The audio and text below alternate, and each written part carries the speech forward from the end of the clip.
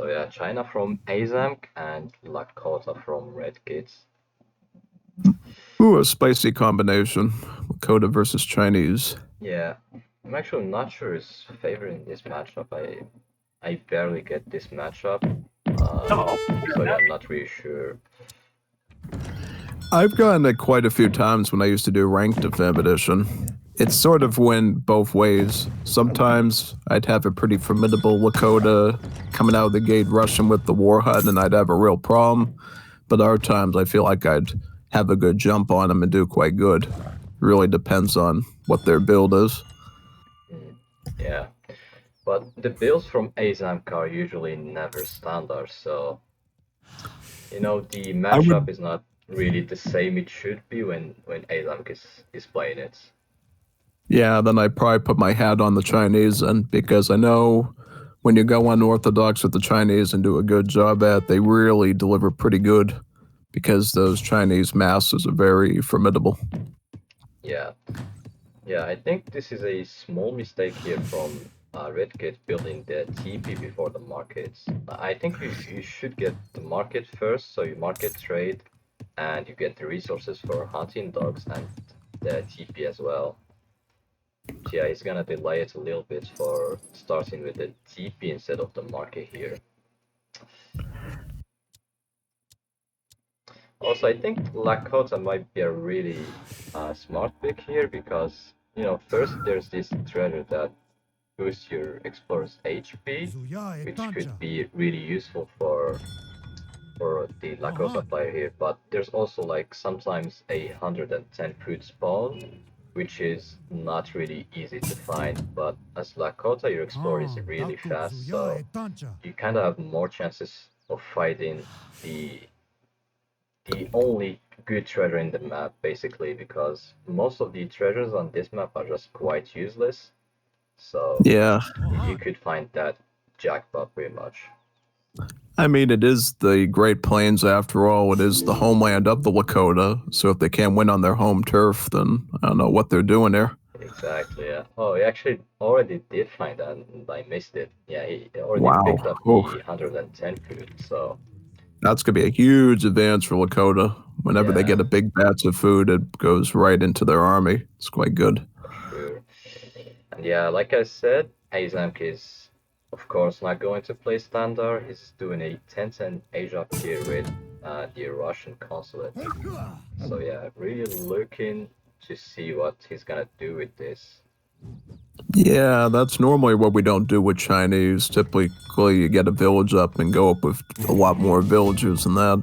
Oh, he's going kung fu fighting, White Yeah, Dakota. yeah, yeah. I'm really not sure how this will go, but Azam can Uh, make all the weird stuff work sometimes. in Wars of Liberty, White Pagoda builds are actually pretty good. There's been a few high-level players like Cap and Chapo that run White Pagoda, and it's usually very rewarding because of the way the unit tags work in that game. You can get some pretty good kills with the disciples and that.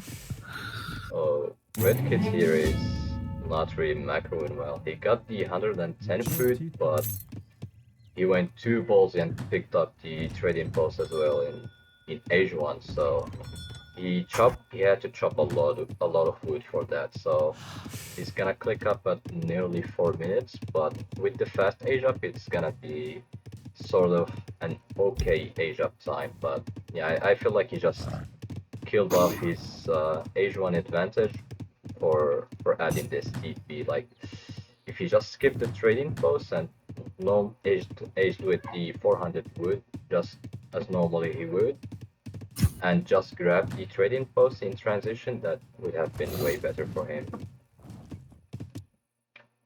And yeah, because of this slow play from Lakota, these guys might get some value here. Yeah, already got a lot of hits on the warship there. Here we go. Disciples in action. Yeah, it's already Kung Fu time.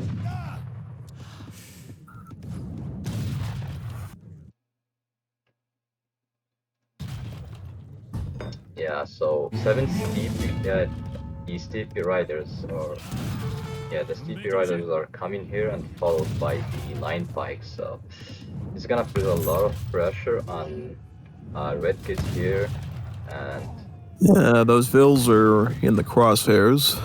yeah. Gonna get one at least. Oh, nope. Scum got out of that. Yeah, I think he might. Yeah, he probably might just squeeze this one batch before he loses the Warhots. And oh, it's gonna be an insane buff actually. 5 spikes from Lakota as well as the Axe Riders. And yeah, he just saves the Warhots at 84 HP and kills like That's the entire wrong. That's Chinese a big army. no. Absolutely not. Get that building down at least. Yeah. All right, he's coming back with Quangs though. Maybe he'll finish him off with those. Yeah. Should be able to get that down real quick with the Quangs. There you go. All right. Guess he had a plan after all.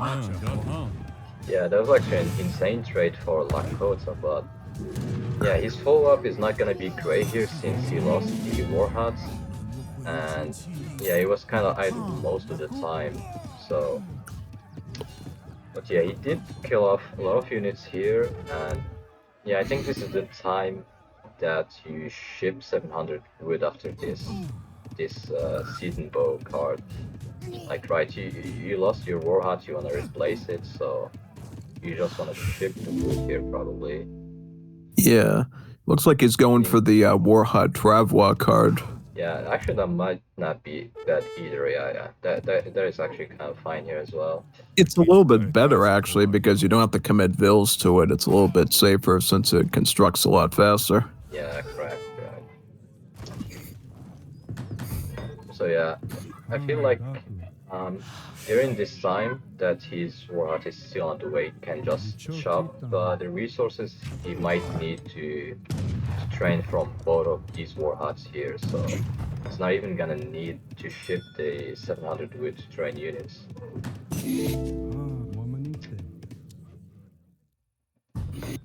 But yeah, I feel like it's gonna be really tough to ever push this here now, since that he's kind of slow. And yeah, he's just not gonna get the right units for like a long time. So yeah, really curious to see the play from Lakota here. What do you think Lakota should do from here on? Well, from now, I would try to recover whatever economy I can get because they've lost so much villager seconds there, they can't really afford to be idling much more. Hopefully with the war huts in the front, they can keep their hunts in a safe spot where they're not going to have to keep hiding the vills with all that range coverage they got in there. Right. Yeah, he definitely can't age up since he already used the fast age up before in age 1 to age 2, so he can't repeat that. Any age up he clicks up with now is going to be really slow, so he can't really afford that. So he really has to try to find a way and probably end the game in age 2 here. Yep, spam of the war huts. 3 war huts, but he shipped the so-called soldiers. In my opinion, it was better to just ship the wood and leave everything on food, so you get resources to spam from all of the 3 war huts for some time, right? And then you follow with Grey Hunters, so you get a lot of food as well. And yeah, you just have like some options to keep massing from these war huts. Yeah, because that's the thing. It's clear that the China's going more of the cavalry route, so you really don't need any lancers right now. What you need is to get your wood down, get your food down, get a ton of pike and shot type format with the war clubs and the bows, and just go straight at your opponent. You don't need lancers just yet, because it's not enough infantry on the field to justify having those infantry tanks on there just yet. Yeah, and yeah, apparently he's pushing at the right time as well, because just now Aizamk is deciding to ship this card, which gives the refugees. Which gives a free will from each village that he has, as well from the town center. So it's gonna be He has 2 here, he has 3, so it's gonna be 5 plus 1 from the town center, so it's gonna be a 6 villager shipment here. But yeah, he's gonna lose his forward base, so it's not gonna be a great trade for him, and Lakota can just snowball with this army from here on. Yeah, I don't think he can send the blockhouse again. Yeah, he can, so he's gonna have a hard time dealing with this Lakota army for now. Looking at his deck, yeah, he only has this one card left, which can be used as a military shipment, but he needs to get the food for it, so... Yeah, it's a good one, but you need to have the food up front, so it's a bit tricky to send when Right. you're burning through all your food for these banner armies. Right. I mean, it's gonna be good since most of the Lakota army is just infantry, and there's only a few caps, so if he manages to snipe off the cavalry with the town center shots and Minutemen, then that shipment could get a lot of value. Yeah, actually some good remass here from Aizamk, and Lakota is just going to get out of there. Yeah, and Lakota now is also kind of out of the military shipments. Normally you want to have more shipments in H2 as Lakota, like there's the Mercav, Cheyenne, if I remember the correct names, Cheyenne, which counter the hand cav from your opponents. And yeah, there's also 6 clubs, but I don't think it's worth to send resource-wise.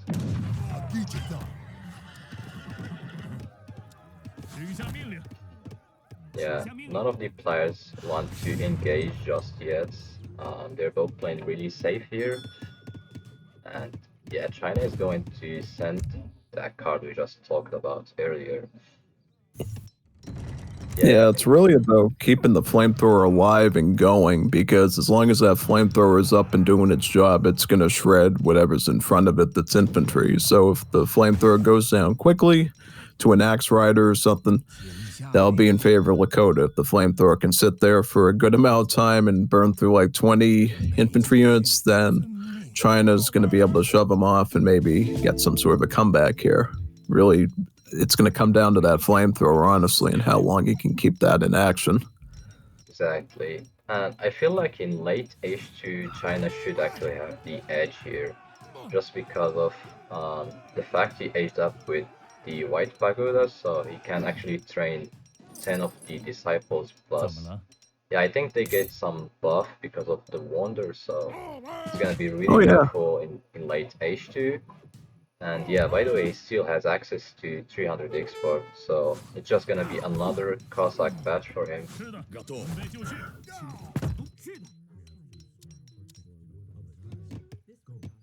Yeah, both of the players don't really want to engage a fight just yet.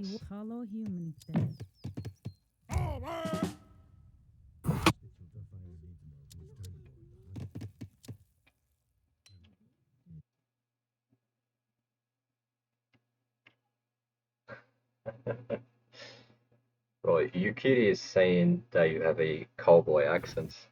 Yeah, it sounds like from state of Texas, down Dallas, St. Houston, San Antonio.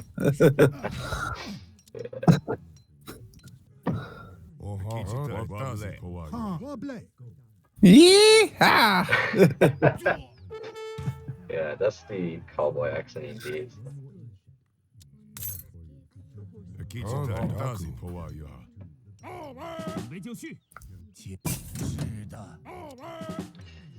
Yeah, the fight is happening now.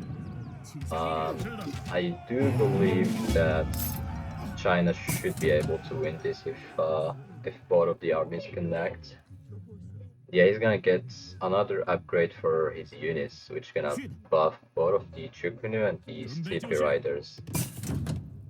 He should probably not engage in this fight till he gets this card. Yeah, he's decided to fight anyway.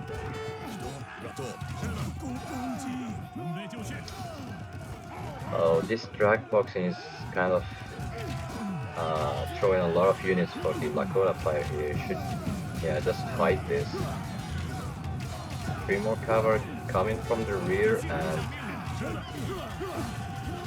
yeah, I feel like China is kind of running out of the anti-cav here. Nope, they're getting flanked by the X-Riders. That's never good. Yeah, yeah. He should have been really cautious with the remaining units he had. Like he shouldn't have just smashed all of his TP riders and the Cossacks. Like if he had just saved some of them, then he could back off when he sees the reinforcing X riders from RedKids. Yeah, that's the problem. X-Riders are known for their damage output, and Chinese Chukanoos are like paper tigers, basically. So once you get flanked by the X-Riders, that's usually when you lose your whole ranged army within a few seconds. It's really bad. You got to keep some sort of meat shield there, whether it's Quangs or Steppe Riders, Cossacks. You got to have that melee mass to keep the Chukanoos in there, because the Chukanoos damage output is pretty good, but if you don't protect them, they're one of the quickest units to get swept under the rug. You gotta be very, very careful of it. Yeah, exactly. Now the fact that Aizamk is only on one war academy this entire time, basically means that he can't remass as quick as he wants here, and yeah, I feel like Lakota should just win from here, because there's nothing that can really kill this army from here on. Yeah, I can tell you, when you're at this level of mass with the Lakota player in a 1v1 against China, it's never looking good to be the Chinese. You always want to have number dominance as China when you're fighting Lakota. Once you give Lakota that numbers advantage and they're just massing up more than you, they're going to do better, because they have a little bit more of a sturdy army than you as China. So if they can keep that mass bigger than you can, it's time to start looking out, especially when they start adding the Axe Riders with that heavy damage output, because as soon as they bonk many of your units, they're going to go down in a couple hits. Whereas his are a little bit more, well, not the strongest, but they can last a bit longer. So you really need to have a huge army as Chukanu as China to be able to stand up at this stage. And then you got to have some sort of buffer unit to protect them. If you can't do that, Lakota are just going to get an easy win against you eventually. And it looks like he's already losing villagers. He can't protect them.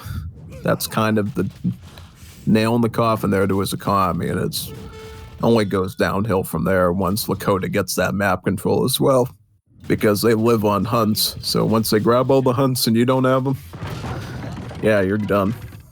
Exactly, yeah. The map control is a real issue for China here. He does find this hunt actually, which is going to stabilize him a little bit, but yeah, it might just not be enough to come back in this game. Like, yeah, playing a very long H2 with China is normally not ideal. You just want to, if you're playing H2, you just want to make some pressure, like some type of pressure play, and just age up behind that. Because if you get tricked into playing a really long H2 with these units, and you start eating up all of the map, and you know, the Chinese army is kind of reliant on forcing fights in some sort of chokes just to defend against the cavalry.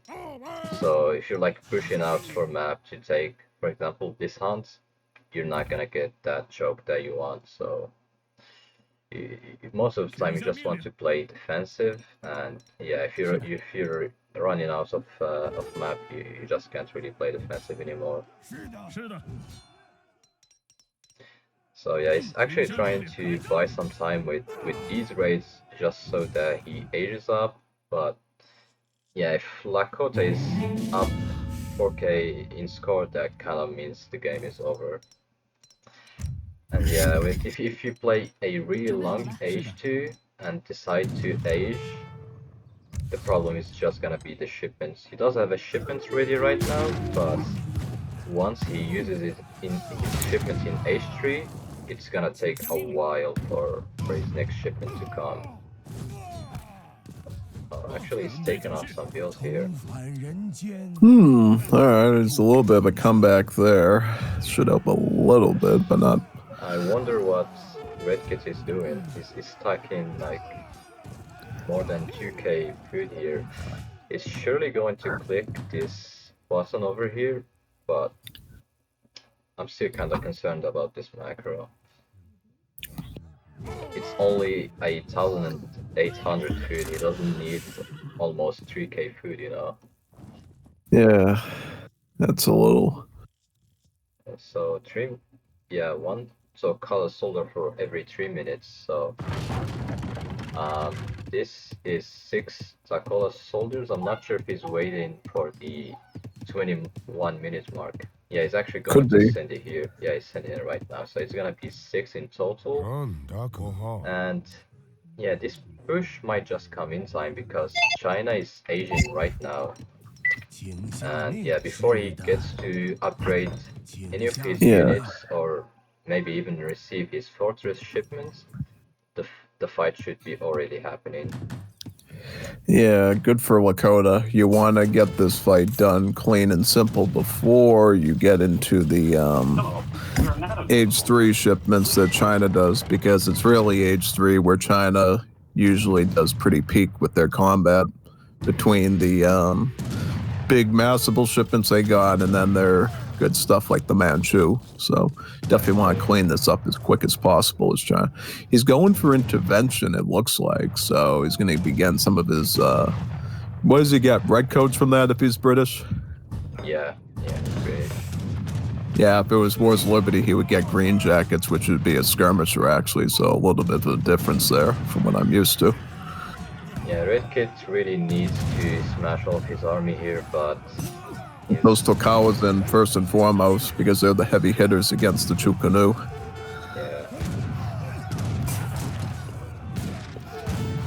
Yeah, kind of a really good choke point here for Aizamk, and the intervention might just save the day if he...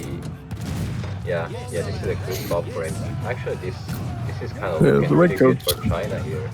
Right in the front too. That's a good spot for those redcoats. He's forcing the cavalry to go around the village, making it hard for him to connect.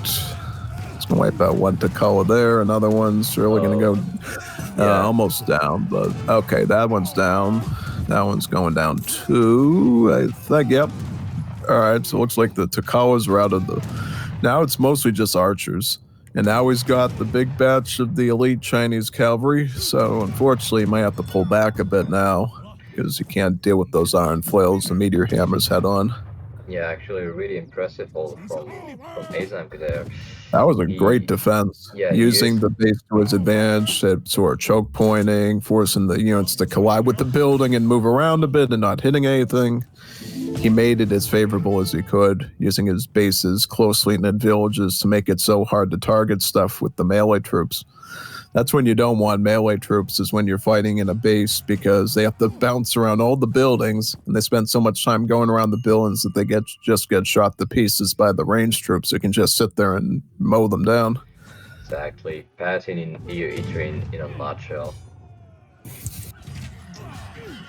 Yeah, and I feel like RedKid pretty much just lost all of his advantage because he wanted to overwhelm China there, but right now the opposite is happening because he kind of lost that decisive fight over there that could pretty much just either make him win the game or lose the game.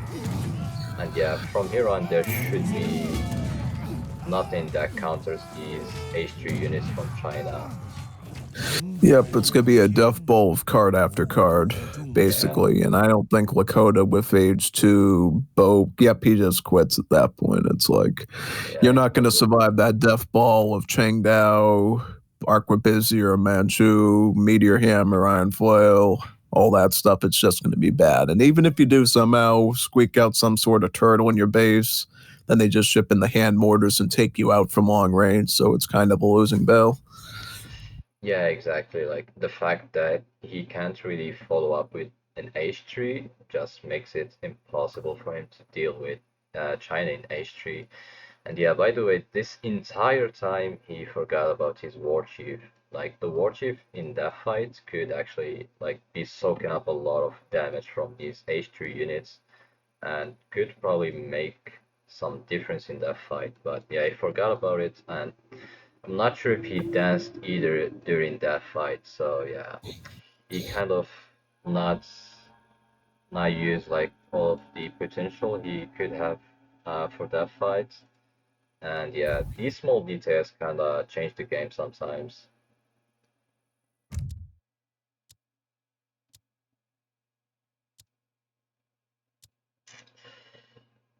Yeah, a really close game to be fair. There were like a lot of times we were calling it for either Lakota or China, but in the end, Aizamk comes out as the winner in this map.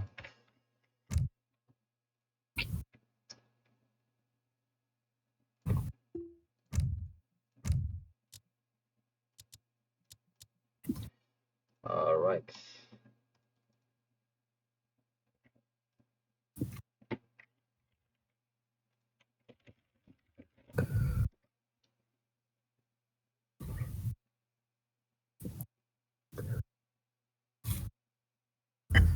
Oh, nice. We get a game too because we're in the round 64. That's cool. Right. It's gonna be Sagunai. They haven't started yet, I think. But yeah. If I ask you, what do you think the players are going to play on this map? What map are they going on? Yeah, it's Sagunai. If you remember, it's the map with some islands in the top of the map, and there's like also the winter version of it. Oh yeah, that map. That's a good question actually. I don't see that Really, map used a ton, but yeah, kind of unpredictable to expect what either of them might pick. Like especially Aizamk, since he doesn't really play standard, as you know. So yeah, really curious to see what both of the players are going to pick here.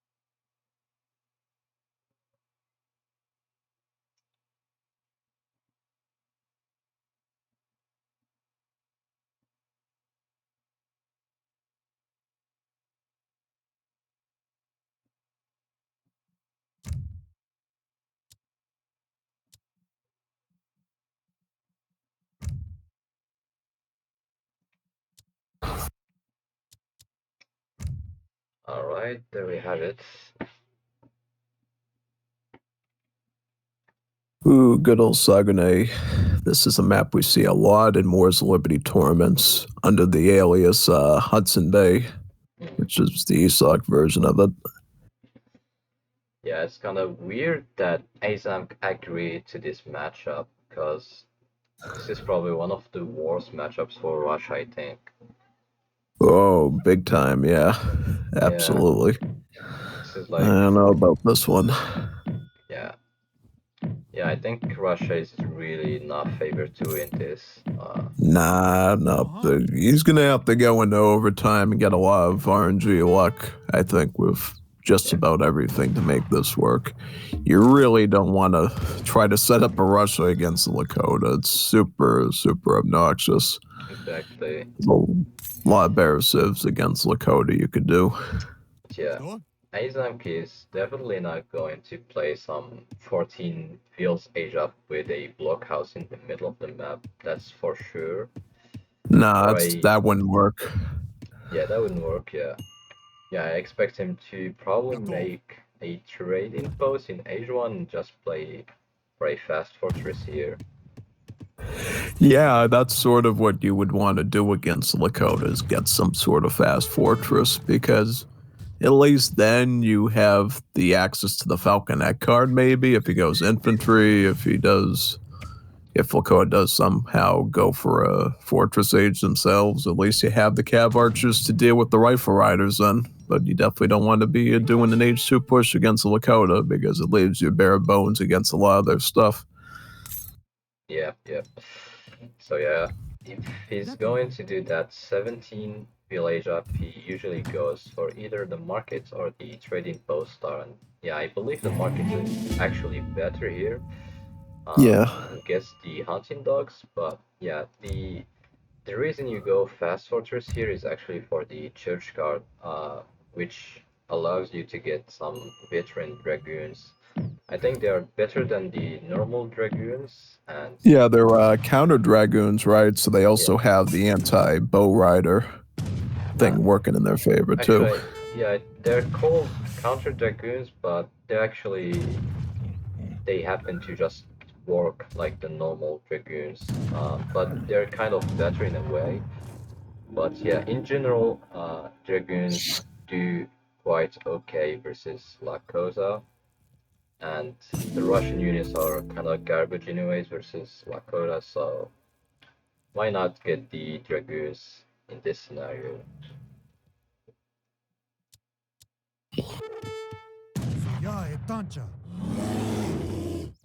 And yeah, by the looks of it, RedKid is going to repeat the same mistake of getting an insane Age 1 and building a trading post again instead of just building it in transition. So he's gonna get a horrible Age up again, and he might not be able to punish the Russian fast fortress here. Yeah, it's kind of a Russian dream in this situation. The biggest thing that could threaten them is a very on top of their game Lakota who's getting all the timings right and ready to start hitting out of the gate. If Lakota is delayed at all because of their decisions like this, holding them back, it's going to give Russia a clean jump into Age 3, and then your whole Lakota advantage is kind of diminished because now you have to deal with all the threats in Age 3, and Russia does have a viable chance to become a real danger, which you don't want. Exactly, yeah. And just the fact that he uses the fast age up in H2, like I said previously, makes him more vulnerable while aging to the third age. So Oh, absolutely. You're basically locking yourself into Age 2 indirectly because now, if you want to go to Age 3, you have to pray that you're spending all this food and gold that burns through your stockpile and just pray that Russia's exactly, not going to build an army in that time and be right at your doorstep to punish exactly, you for doing that. You're pretty much forcing yourself onto Archer Clubmen for really long amount of time unless Russia, for whatever reason, is sleeping at the wheel, which they're not going to be here. This Russia's very unorthodox and is going to be trying them really hard. yeah, exactly, and that's most likely the plan for Aizamk here. He's just gonna play a fast fortress into the Russian church card, which is going to give him the dragoons, and he should just follow up with whatever military card he has in H3. But yeah, I also would like to see the 19 Streletsy in this Russian deck. The 5 Cavalry are kind of not really resource efficient since they're less than 8,000 resource. So Yeah, and it's the kind other of, problem with cabbie archers is they don't have any pierce armor since they're an archer horse unit, so arrows kind of go right through them. Whereas at least a dragoon has a little bit of resistance.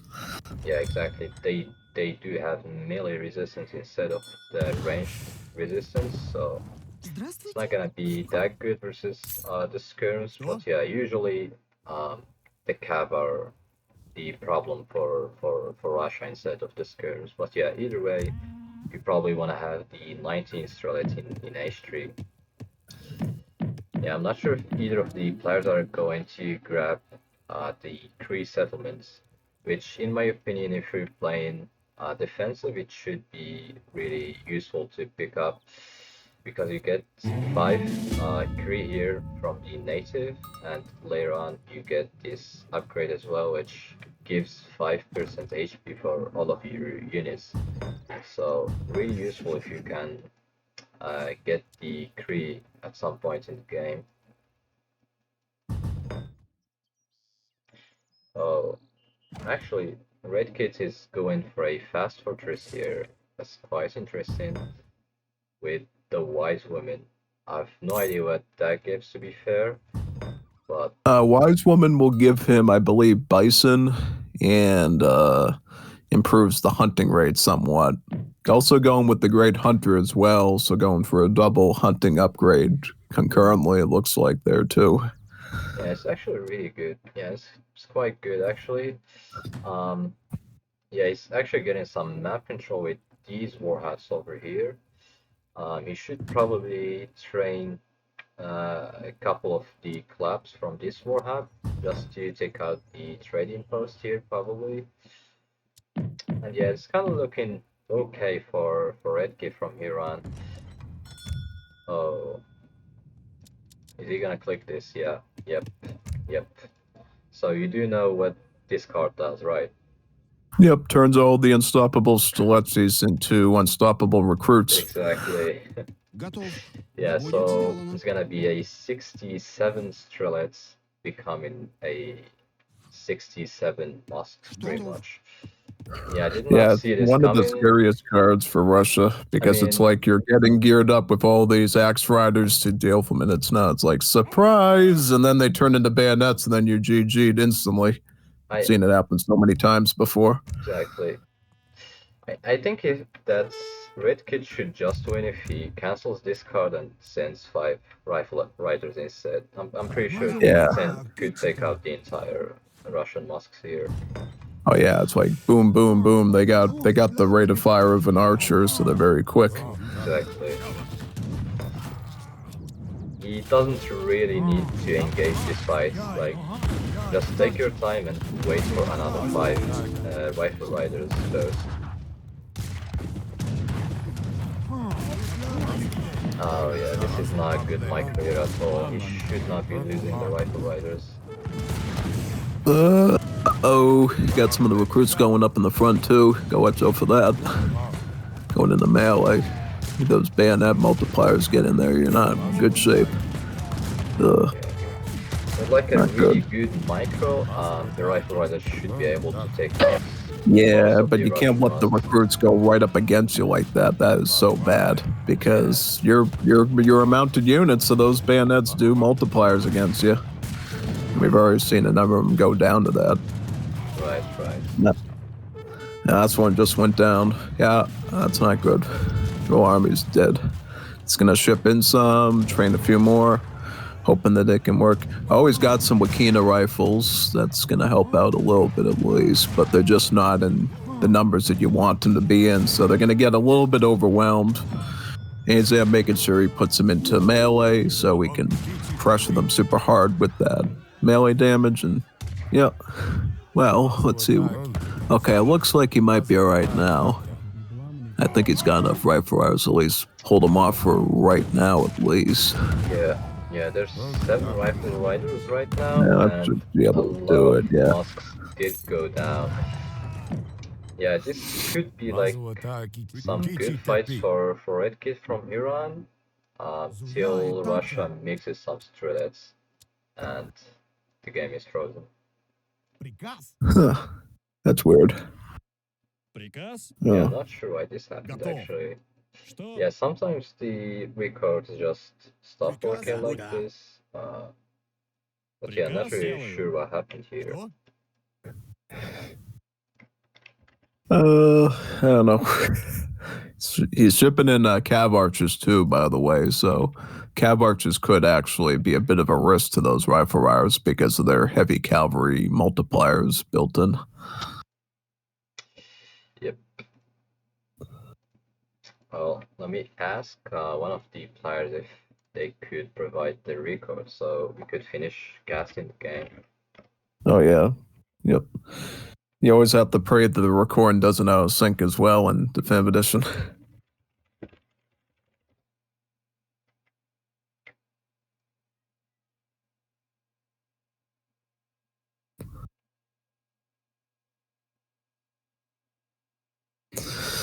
Yep, I always do like it when it's 1-to-1 because then you can get a third game. That's right. And also the other good thing is too for this the caster, it's always good to have 3 games in the best out of 3 because it's more unpredictable because you have no idea who's actually going to win the series. If it's a 2-person game, then you unfortunately have the bias knowing that the person's, going to be defeated. And that never feels good casting it because then it just feels like you're doing a history lesson rather than having some sort of suspense in there that they might have a shot at. Yeah, it's always a fortunate thing when you're looking at recordings. Yeah, exactly. We always want these series to be really close because that makes them more intense and overall more fun to watch. Alright, so yeah, one of the players did upload the record, so I hope it does not crash this time, so we can watch that.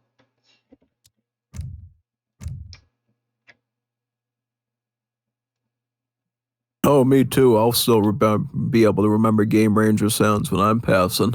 Probably listen to my heart mod or whatever and remember the bell sound. I'm in the middle of the day and then my ear holes are getting blown out by that stuff. Yeah. It still happens, I'll be doing something during work and then somebody from Germany go like, cool, you want to play some arena? I'm like, sure. Why not?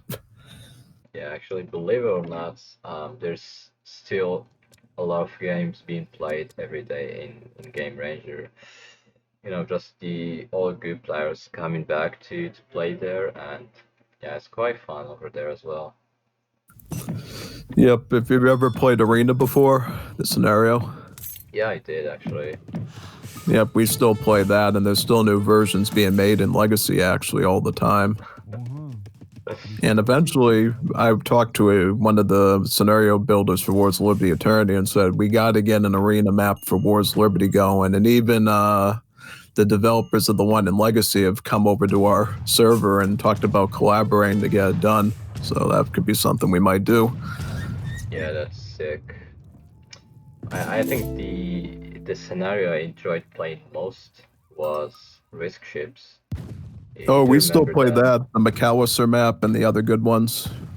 Yeah. It's a bit harder to find Risk in Legacy nowadays because most of the people are inactive compared to what they were last year. But when we do get the crew together again, it's always a good time. Yeah, I did play a couple of Risk Ships, like some weeks ago in the Definitive Edition. And yeah, I can say it's actually even a better experience than the Akan Legacy for some reason. Yeah, the Legacy maps for Risk are actually way better than the Definitive Edition ones for some reason. They just did a much better job with the map design, and it's a lot more viable, I think. I think the problem with the Definitive Edition ones is just that they're so the land feels so small that it's hard to do a lot of maneuvers, but in the McAllister build on Legacy, the map is a lot more bigger and there's a lot more interesting geography that you have to maneuver around it to lead to some more interesting battles. Right.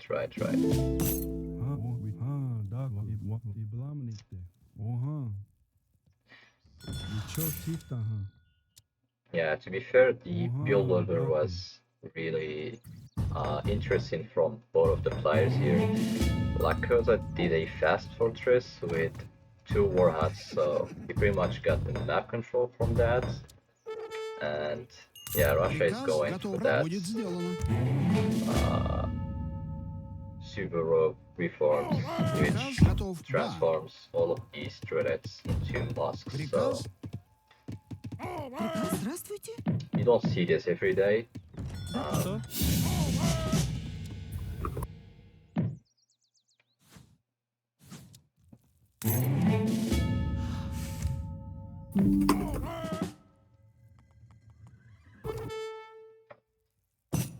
Like here, all that RedKid had to do was to cancel these shipments and send the rifle riders to be able to hold with some good kiting as well. Yeah, like just drag boxing these bow riders into the army kind of makes them slower because the bow riders have a very bad animation, so you don't want to have them with the rifle riders here as well. They should really improve these here.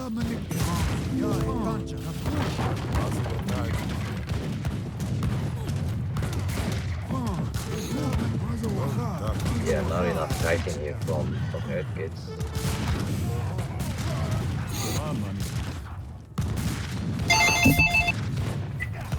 Yeah. It looks... Alright, so... Here we go again with that.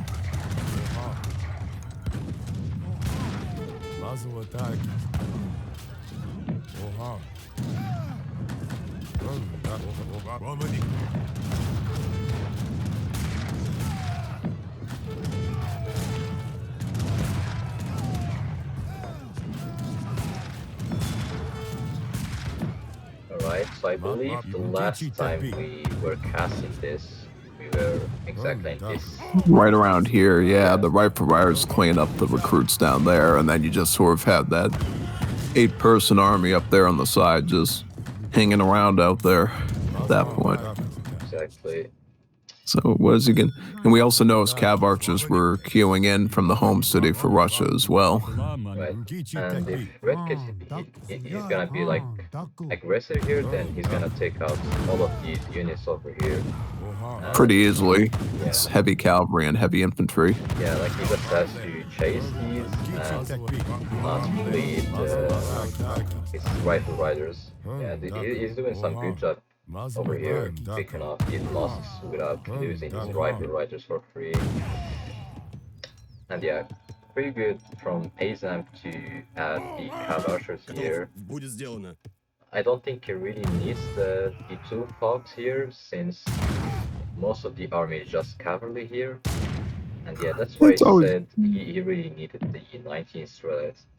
But yeah, I guess any military card here should be good for Russia anyways. Yeah, the remask is just not gonna be good for Lakota here, because his economy is not that good at all.